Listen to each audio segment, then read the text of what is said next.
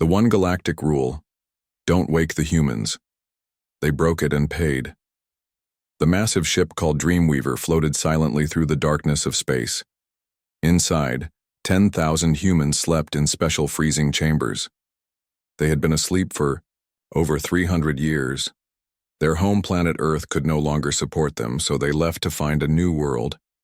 The journey would take many centuries, so they slept while their ship moved through the stars. The ship's computer system, Atlas, watched over the sleeping humans. Atlas controlled everything on the ship: the air, the temperature, and the path through space. The computer had one main job: keep the humans safe until they reached their new home. What the sleeping humans didn't know was that they weren't alone in the galaxy. Many other types of intelligent beings lived among the stars. 17 different alien species had formed a group called the Galactic Cooperative. These aliens had been watching the human ship for decades with great interest. The aliens had studied the information stored in the Dreamweaver's computer systems. They learned about human history, art, science, and war. What they discovered both amazed and terrified them. Humans could create beautiful music and art. They could solve complex problems and build impressive technology. But they could also be incredibly violent and destructive. After much debate, the Galactic Cooperative made a rule that all members had to follow. Don't wake the humans. Let them sleep until they reach their destination, far away from cooperative space. The rule was simple and absolute. Commander Vix, a tall, blue-skinned alien from the Trilari species, was in charge of monitoring the human vessel. He considered it a boring assignment and gave the job to his youngest officers. Nothing ever happens there, he told them. The humans will sleep for another 100 years at least. Just make sure their ship stays on course and doesn't come near any populated systems. On the small monitoring station near the human ship's path, Lieutenant Mira Garza looked at the daily scan reports with excitement. Unlike her colleagues, she found humans fascinating. Mira wasn't human. She belonged to the Proximar species, with her silver eyes and scaled skin. But she had studied human culture extensively. "Look at these brain scans," she said to her colleague. "Even while sleeping, their minds are so active. I've never seen anything like it." Her superior officer, Captain Ben Lawson, frowned at her enthusiasm. Lawson was human, one of the few who remained awake. For generations, a small group of humans had stayed conscious to handle diplomatic relations with the alien species they encountered. They also protected the sleepers from those who might harm them. "You need to be careful with your interest in them, Lieutenant," Lawson said. His face was lined with age, his hair gray at the temples. "The rule exists for good reasons." Mira turned to him, her silver eyes bright with curiosity. "But they're your people. Surely they can't be as dangerous as everyone says." Lawson walked to the observation window and looked out at the massive ship in the distance. The Dreamweaver was huge, originally designed to sustain human life for hundreds of years during their journey. "I know my ancestors better than most," he said quietly. "I've studied their history, their wars, their capacity for both creation and destruction. The cooperative didn't make this rule to be cruel. They made it to protect themselves, and in a way to protect humanity too." "From what?" Mira asked. "From themselves. From what they might become if they woke up too soon." Lawson turned to face her. "Trust me when I say we're all safer with them asleep." Meanwhile, on the cooperative central planet, a heated debate was taking place. The Novali, an insect-like species with hard exoskeletons and multiple limbs, had recently joined the cooperative. They were known for their scientific curiosity and technological advances. They also had little patience for rules they didn't understand. Science Director Zuktik stood before the Cooperative Council, her antennae twitching with irritation. "This restriction makes no logical sense," she said, clicking her mandibles. "We have studied the data on humans. They are physically weak creatures with limited senses and short lifespans. The cooperative fears are clearly exaggerated." Admiral Petra Collins, one of the awake human representatives, stepped forward. Though she appeared small and fragile next to the towering alien species, her presence commanded attention. "With respect, Director Zuktik, you've only studied our data. You haven't experienced what humans are capable of when threatened. Which is precisely my point, Zuktik replied. We propose a controlled awakening of just 3 human specimens. We would select academics only, no military personnel. The scientific knowledge exchange could benefit all species. The council chamber erupted in protest. Species representatives shouted over each other. Some supported the idea of limited contact, while others strongly opposed any change to the rule. When order was restored, Admiral Collins spoke again, her voice calm but firm. You don't understand what you're asking. There's a reason why we humans agreed to the sleep protocol ourselves. The vote was taken, and the Novali proposal was rejected. Even species normally supportive of scientific research voted against it. The rule would stand, don't wake the humans. But Science Director Zuktik was not satisfied with this decision. After the meeting, she gathered her research team in private. The cooperative is governed by fear and superstition, not science, she told them. We will proceed with a modified plan. Junior scientist Arkatov, her most trusted assistant, looked concerned. But the council rejected our proposal. They rejected our official proposal, Zuktik corrected. What we do as an independent research initiative is different. We will select 3 human specimens with scientific backgrounds. We will awaken them under carefully controlled conditions. Once we prove that humans pose no threat, the council will have to reconsider their position. Arkatov still seemed unsure. Which humans will we select? Zuktik displayed 3 profiles on the screen. Professor Alan Kelly from their mathematics division, Dr. Olivia Ramirez from their biology section, and engineer Sam Winters from their technical core. All with academic backgrounds, no military experience. What Zuktik and her team failed to understand was that human adaptability didn't conform to their neat categories. Throughout human history, when faced with threats, even the most peaceful scholars had transformed into formidable strategists. As the Novali secretly prepared their unauthorized mission, Captain Lawson felt a strange sense of dread. Standing at the observation window of the monitoring station, he watched the distant Dreamweaver with growing unease. What's wrong? Lieutenant Mira asked, joining him. I don't know, Lawson admitted. Call it human intuition. But something feels wrong. He didn't know it yet, but the one rule was about to be broken, and everyone would pay the price. The one galactic rule, don't wake the humans. They broke it and paid. The Novali research ship Enlightenment moved silently toward the human vessel Dreamweaver. The small ship was designed for scientific missions, not combat. Its outer hull was decorated with symbols of knowledge and discovery that represented Novali values. Inside the ship, Science Director Zuktik watched as her team prepared for their secret mission. They had planned every detail carefully over several weeks.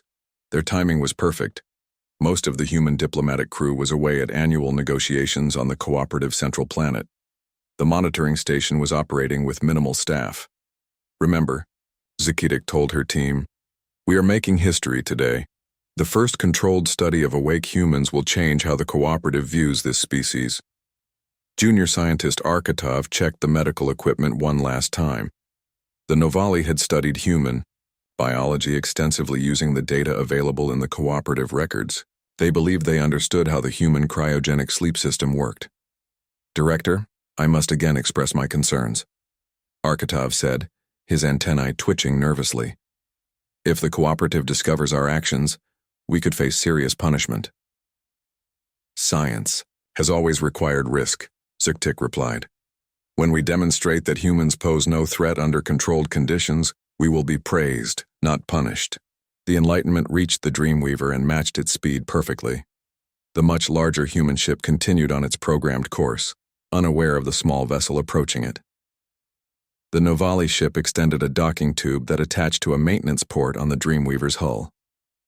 Docking complete, a crew member announced. No alarms detected.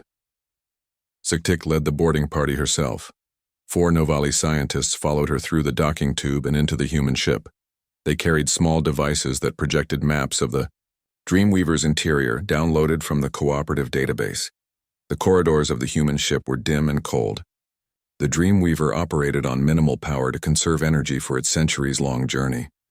The Navali scientists moved carefully through the silent halls, their footsteps echoing in the empty space. The cryo-sleep chambers are located in Section Duyar. See Level 7, Katik said, consulting her map. We must move quickly. They reached a massive circular room filled with rows of cryopods. Each pod contained a sleeping human, their vital signs maintained at the minimum levels needed for survival. Thousands of pods stretched in all directions, containing most of the human population. Arkatov approached a control panel and connected a translation device to it. The alien text on the screen changed to Navali language. I have accessed the cryopod database, he said. Searching for our selected subjects now. After a few moments, the system identified the locations of the 3 humans they had chosen. The Navali team moved through the rows of pods until they found them. Professor Alan Kelly, Zakatik said, standing before the first pod. Inside was a human male with pale skin and thin features. According to his file, he was 42 years old and specialized in theoretical mathematics. Dr. Olivia Ramirez, she continued, moving to the next pod. This human female had darker skin and black hair. Her file listed her as 38 years old with expertise in xenobiology, the study of alien life forms. And engineer Sam Winters, she finished, reaching the third pod. This human male was larger than the others, with muscular arms and short brown hair. His file showed he was 35 years old and specialized in advanced propulsion systems. Begin the awakening sequence, Zakatik ordered. Remember, they will be confused when they first wake up. We must appear calm and non-threatening. Arkatov carefully operated the control panel, following the awakening protocol outlined in the ship's own manual. The pods began to hum as their systems shifted from long-term storage to awakening mode. The temperature inside each pod gradually increased. Medicines flowed into the humans' bodies, stimulating their organs to resume normal function. The Navali watched with scientific fascination as the humans began to show signs of life. Their chest movements became more pronounced as their breathing deepened. Their fingers twitched, their eyelids fluttered. Alan Kelly was the first to fully awaken. His eyes opened suddenly, revealing a striking blue color. He coughed violently as his lungs adjusted to breathing unassisted after decades of suspension.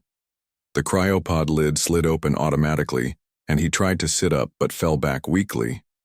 Where? He croaked, his voice hoarse from disuse. His eyes widened when he saw the insect-like aliens standing around him. Who are you? Before Zakatik could respond with her carefully prepared introduction, the ship's computer system detected the unauthorized awakening. Throughout the Dreamweaver, alert signals began to flash. A synthetic voice spoke in the human language. Warning. Unauthorized access detected. Emergency awakening protocol initiated. Arkatov turned to Zakatik in alarm. What's happening? We only activated the revival sequence for these 3 pods. Throughout the massive chamber, the status lights on thousands of cryopods changed from blue to yellow. The ship's AI had determined that if unknown entities were awakening some humans, all humans might be in danger. The logical response was to awaken everyone so they could defend themselves. Stop it, Zakatik ordered. Reverse the awakening sequence. But Arkatov couldn't understand the rapidly changing information on the control panel. The ship's computer had locked them out of the system. In the second pod, Dr. Olivia Ramirez was now fully conscious. Unlike Kelly, she seemed to grasp the situation more quickly. She looked at the aliens, then at the flashing lights around the room. You shouldn't be here, she said, her voice stronger than Kelly's. What have you done? The third pod opened, and Sam Winters sat up immediately. His eyes scanned the room with surprising alertness for someone just waking from cryosleep. He focused on the Navali with an intensity that made them step back. Aliens, he said simply. Then he looked at the flashing lights and the other pods, beginning to open throughout the chamber. Atlas is waking everyone up. Why? Zakatik attempted to explain their scientific mission, but Winters wasn't listening. He had already swung his legs over the side of his pod and was testing his ability to stand. We need to contact Captain Reyes, he said to Ramirez. If Atlas triggered an emergency awakening, something is very wrong. Across the chamber, more humans were waking up. Some screamed when they saw the Novali. Others reached for objects to use as weapons. The situation was rapidly spiraling out of control. On the small monitoring station near the Dreamweaver, Lieutenant Mira Garza stared at her console in disbelief. "Captain Lawson," she called out, "something's happening on the human ship. Life signs are spiking everywhere." Ben Lawson rushed to her station and looked at the readings. His face went pale. "They're waking up," he whispered. "Someone broke the rule." He hit the emergency alert button, sending a signal to the cooperative headquarters. "May the stars help us all," he said. "They broke the one rule, and now everyone will pay." The one galactic rule: don't wake the humans. They broke it, and paid chaos spread through the Dreamweaver as more humans woke from their long sleep. The massive cryo-sleep chamber became noisy with coughing, confused questions, and frightened shouts. Some humans stumbled from their pods, weak after years of inactivity. Others remained in their pods, staring with wide eyes at the insect-like aliens in their ship. Sam Winters moved with surprising speed for someone just awakened. He went to a wall panel, pressed his hand against it, and spoke clearly. "Emergency. Situation. Atlas, report status." The ship's computer responded immediately. "Unknown alien entities detected in cryosleep chambers. Emergency awakening protocol activated. Security systems online. Awaiting command authority." Winters looked at Olivia Ramirez, who had managed to stand up and was helping Professor Kelly. "We need to establish a command chain," Winters said. "Where's Captain Reyes?" Ramirez pointed to a pod on the far side of the room. "There. He should be waking up now." Throughout the ship, other systems were coming to life. Lights brightened to full. Power. Air circulation increased. Doors that had been sealed for centuries unlocked automatically. The Novali researchers were now surrounded by awakening humans. Science Director Zaktik realized their plan had gone terribly wrong. Instead of studying 3 carefully selected humans under controlled conditions, they faced thousands of disoriented and potentially hostile specimens. "We come in peace," Zaktik announced, using the human language her team had studied. "We are scientists from the Novali species. We mean no harm." But many humans couldn't understand her accent, and others were too confused to listen. The situation grew more tense with each passing minute. On the bridge of the Dreamweaver, Captain Daniel Reyes had awakened and quickly taken control. As the highest-ranking officer among the previously sleeping crew, he had trained for emergency scenarios. He never expected to wake up to aliens on his ship, but his military training helped him stay calm. "Status report," he ordered as other bridge officers took their positions. "Sir, we have unknown aliens in the cryo-sleep chambers," reported a young officer. "Atlas detected them awakening 3 crew members and initiated the emergency protocol. All humans are now in various stages of awakening." "Where are the diplomatic crew? Where's Captain Lawson?" Reyes asked. "Unknown, sir. Communications show they are not on board, possibly at the annual cooperative meetings." Reyes frowned. "So we're on our own. What about ship systems?" "All systems coming online, sir. Defensive capabilities at 60% and rising." Reyes made a quick decision. "Lock down the cryosleep chamber. Contain the aliens there until we understand their intentions. Send security teams to escort our people out safely." In the cryosleep chamber, the situation continued to deteriorate. The Novali researchers were growing nervous as more humans surrounded them. Despite Zaktik's attempts to explain their scientific mission, the language barrier and the humans' confusion made communication difficult. Sam Winters and Olivia Ramirez tried to create some order. Winters had found a ship uniform and pulled it on over his cryosleep garments. The uniform gave him an appearance of authority that helped calm some of the frightened humans. "Everyone stay by your pods," he called out. "The ship is secure. Medical teams will arrive soon to help with awakening symptoms." Ramirez approached the Novali cautiously. As a xenobiologist, she had trained to study alien life, though she never expected to wake up face-to-face with it. "I speak several cooperative languages," she said. "Perhaps I can help translate." Before Zik-Tik could respond, security doors slammed shut throughout the chamber. Alarm lights flashed and a new announcement came over the speakers. Attention all crew. Security teams are en route to the cryo-sleep chamber. Remain calm and follow their instructions. Winters turned to Ramirez. The captain's securing the ship. We need to help maintain order until security arrives. Outside the Dreamweaver, the galaxy was responding to the crisis. Captain Ben Lawson's emergency signal had reached the cooperative headquarters during their council meeting. Admiral Petra Collins had immediately taken command of the situation. I need a direct line to the Dreamweaver, she ordered, and prepare my ship for immediate departure. But before communication could be established, another report arrived that made the situation even worse. Admiral, a communications officer said, the Trillari Defense Force has dispatched a battle group to the human ship's location. They're moving into attack position. Collins's face hardened. Who authorized that? The council hasn't even discussed a response yet. Commander Vix made the call independently, citing emergency protocols. Collins slammed her fist on the table. That fool will get us all killed.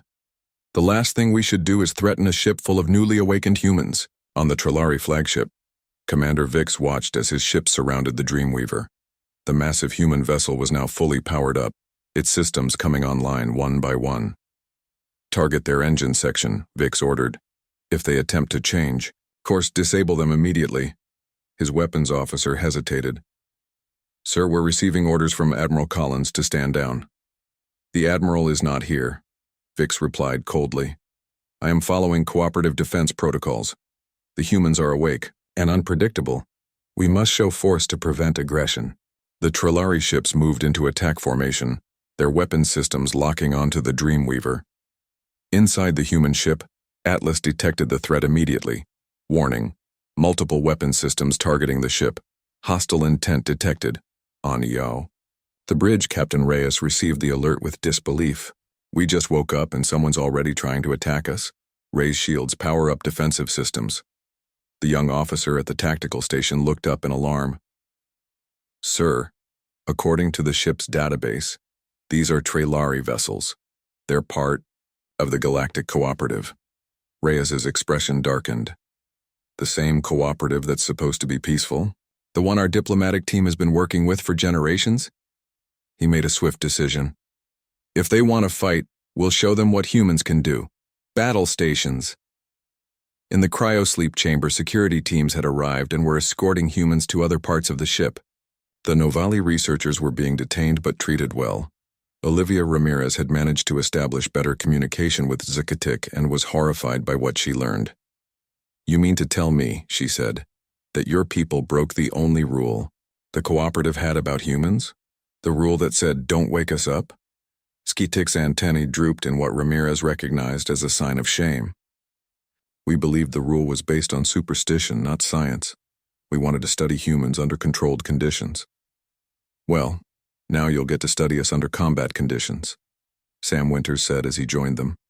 The ship is surrounded by alien warships. They're targeting our engines. No, Zik-Tik exclaimed. This is exactly what should not happen. We came for peaceful scientific exchange. Tell that to the ships aiming weapons at us, Winters replied grimly. The Dreamweaver shuddered as the first warning shots from the Trillari ships passed close to its hull. The ship's AI announced throughout all decks, attention all crew, we are under attack. Proceed to emergency stations. This is not a drill. The humans had been asleep for centuries. Now they were wide awake and about to show the galaxy why the rule existed in the first place. The one galactic rule: don't wake the humans. They broke it and paid. The Dreamweaver shook as enemy weapons fire struck its shields. Captain Reyes stood firmly on the bridge, watching as his crew worked with remarkable speed. Despite having just awakened from centuries of sleep, the humans adapted quickly to the crisis. Shields holding at 80%, reported the defense officer. Their weapons are powerful but not yet causing serious damage. Reyes studied the tactical display showing the alien ships surrounding them. They're testing our defenses, not trying to destroy us yet. Keep shields at maximum, prepare a response but hold fire. In another part of the ship, Security Officer Lisa Martinez led a team to the armory. She had served in the military before joining the Dreamweaver's crew. Now, her training proved valuable as she distributed weapons to security personnel. Standard defense protocol, she instructed her team. These are set to stun, not kill. We don't know exactly what we're facing yet. Near the engine room, engineer Sam Winters had joined the technical crew. His mind raced with ideas as he studied the ship's systems. The Dreamweaver had been designed for long-distance space travel, not combat. But with some creative modifications, the fusion engines generate enormous power, he told the chief engineer. If we reroute some of that power through these conduits, we could create a pulse weapon. The chief engineer looked skeptical. That's not what these systems were designed for. I know, Winters replied. But we need to adapt, or we'll die. Humans are good at adapting. In the medical bay, Dr. Olivia Ramirez was helping with the flood of patients suffering from cryosleep after effects. While working, she questioned Science Director Zektik, who had been brought there under guard. Tell me everything about the species attacking us, Ramirez demanded as she treated a patient. Zektik's antennae twitched nervously. The Trillari, they are naturally territorial and cautious. Their bodies are adapted to high-gravity environments, giving them physical strength but limited flexibility. Weaknesses? Ramirez asked bluntly. Katik hesitated, torn between scientific cooperation and loyalty to the cooperative. Their exoskeletons are sensitive to certain sound frequencies, and their vision is primarily movement-based. Ramirez immediately tapped her communication device. Captain, this is Dr. Ramirez. I have information about our attackers that might help us. On the Trillari flagship, Commander Vix watched with growing concern as the human vessel absorbed their warning shots without significant damage. Their defensive capabilities are stronger than our intelligence suggested, his tactical officer reported. Increase weapons power, Vix ordered. Target their propulsion systems.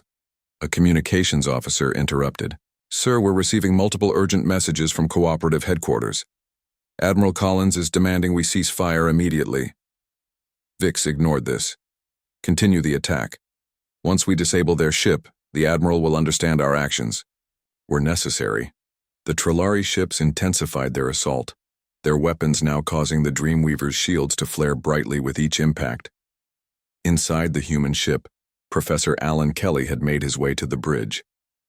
The mathematician had been quiet since awakening, observing and calculating. Captain, Kelly said to Reyes, I've been analyzing their attack pattern. It's predictable, follows a standard equation. Reyes looked at the thin professor with surprise. You can predict their movements? Kelly nodded. They're using a basic geometric attack formation. If we adjust our shield distribution according to this formula, we can strengthen the areas they'll target next. Reyes didn't hesitate. Do it. As Kelly worked with the defense team, the Dreamweaver seemed to anticipate the Trillari attacks. Shields, strengthened precisely where needed, just before enemy weapons struck. In the engine room, Sam Winters and his team had completed their modifications. Ready to test the pulse weapon, Captain, he reported over the communications system. What exactly will it do? Reyes asked. Create an electromagnetic pulse that should temporarily disable their ship's systems without destroying them, Winters explained. Non-lethal but effective. Reyes considered this. He didn't want to escalate the conflict, but they needed to defend themselves. Target the nearest ship. Fire when ready. The Dreamweaver released a burst of energy that wasn't visible, but spread through space like a ripple. When it reached the nearest Trillari ship, all its lights flickered and went dark. On the bridge of that ship, panic erupted as systems failed. What happened? Demanded the captain. Unknown weapon, replied an officer as emergency lights came on. Main power offline. Weapons and engines disabled. Commander Vix watched in disbelief as one of his ships went dark. How did they do that? Their weapons shouldn't be this advanced. His tactical officer looked equally confused. Sir, that technology doesn't match anything in our records of human capabilities. They're adapting, Vix realized with growing alarm. Adapting faster than should be possible.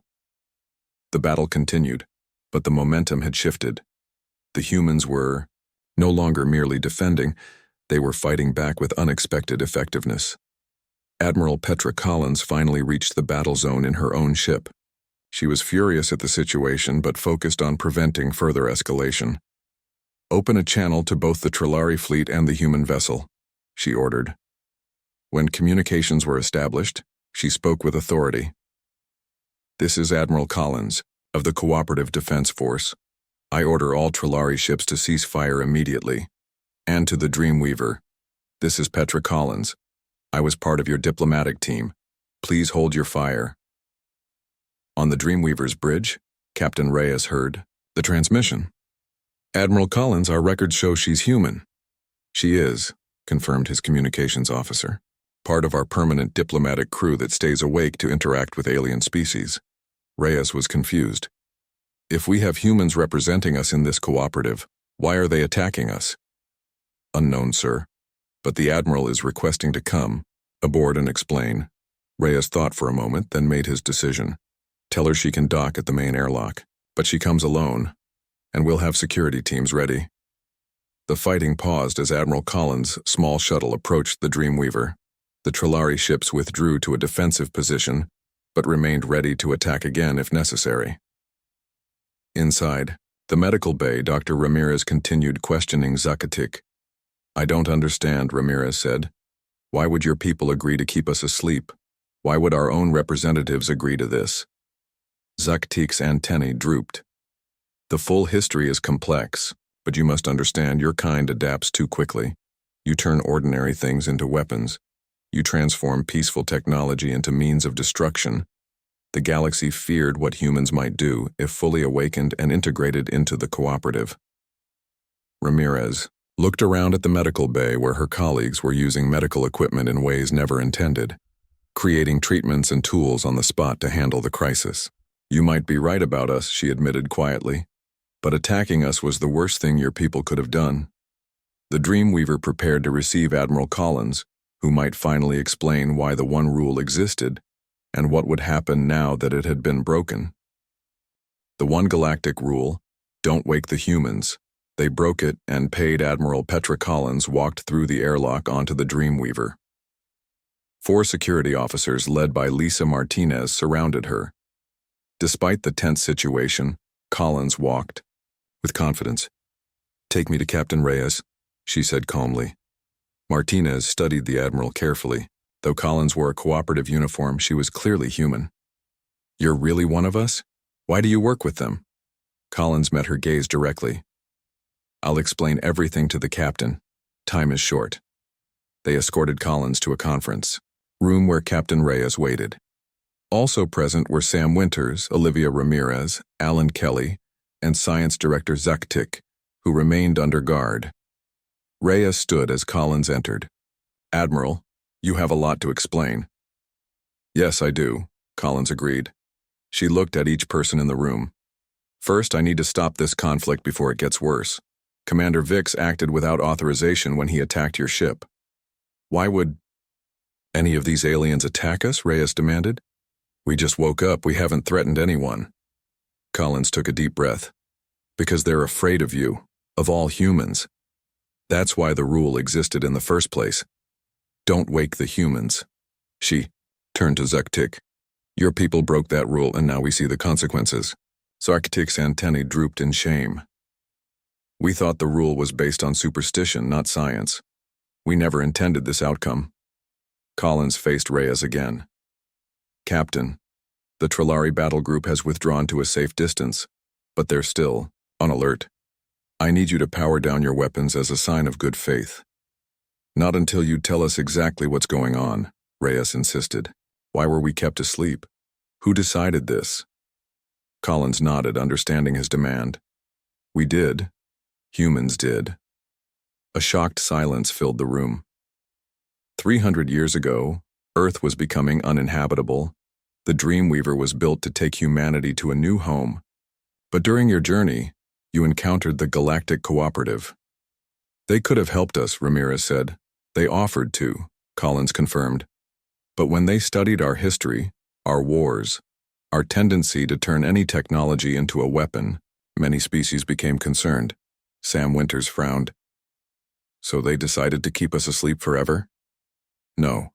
The plan was always to let you reach your destination, but to keep you away from the heart of the cooperative until humanity had more time to evolve socially and emotionally. She gestured to the room. Look at what happened in just a few hours after you woke up. Threatened by alien ships, you immediately figured out how to turn your engines into weapons, how to predict attack patterns, how to exploit weaknesses in alien biology. Professor Kelly spoke up. We were defending ourselves. Yes, and brilliantly, Collins said. That's exactly what the cooperative fears. Your adaptability and creativity are unmatched in the galaxy. Combined with your aggressive instincts when threatened, you're potentially more dangerous than any species they've encountered. Reyes leaned forward. Are you saying humans agreed to stay asleep because we're too dangerous? Collins nodded slowly. Your generation's leaders made that choice. They recognized that humanity needed more time to mature before joining a peaceful galactic community. The Dreamweaver would continue to its destination, and a small group of humans would remain awake to learn from the cooperative and prepare for humanity's eventual full participation. That's why you stayed awake, Martinez realized.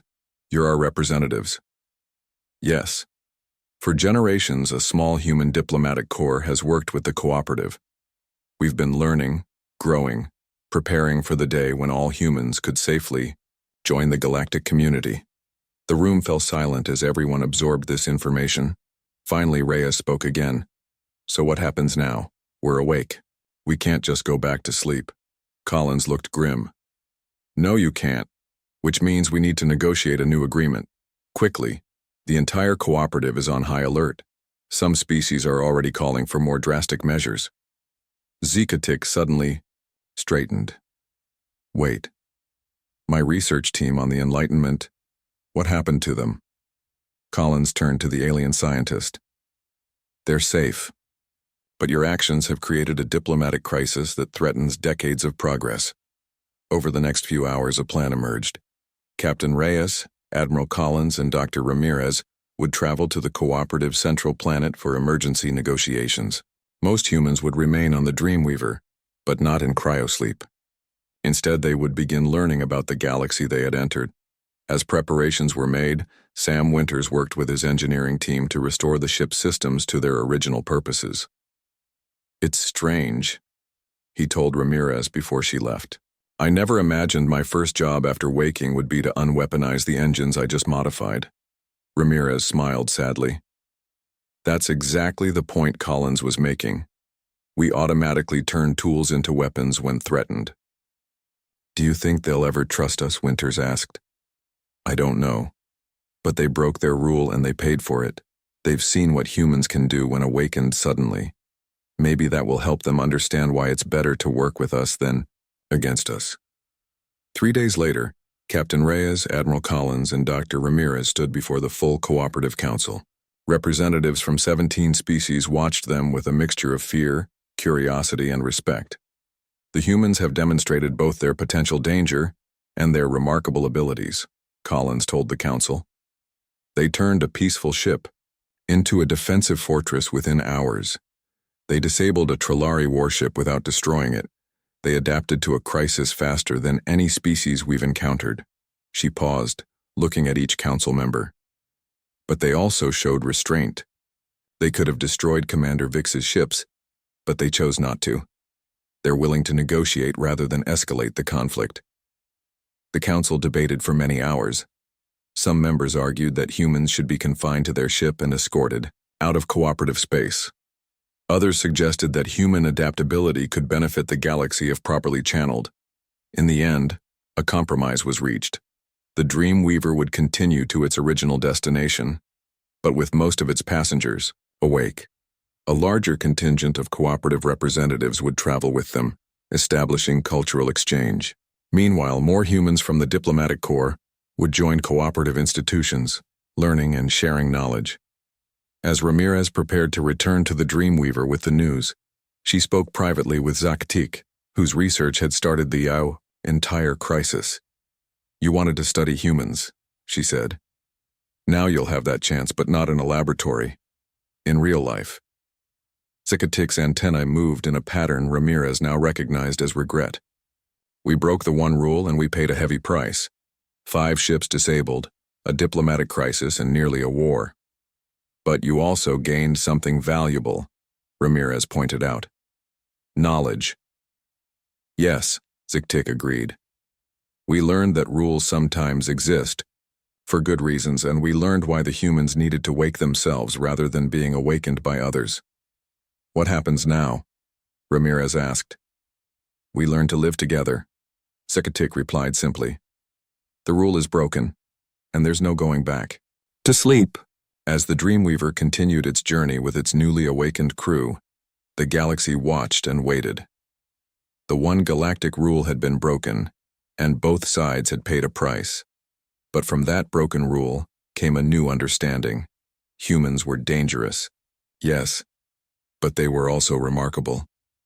And perhaps in time they would become valuable allies rather than feared enemies. The end.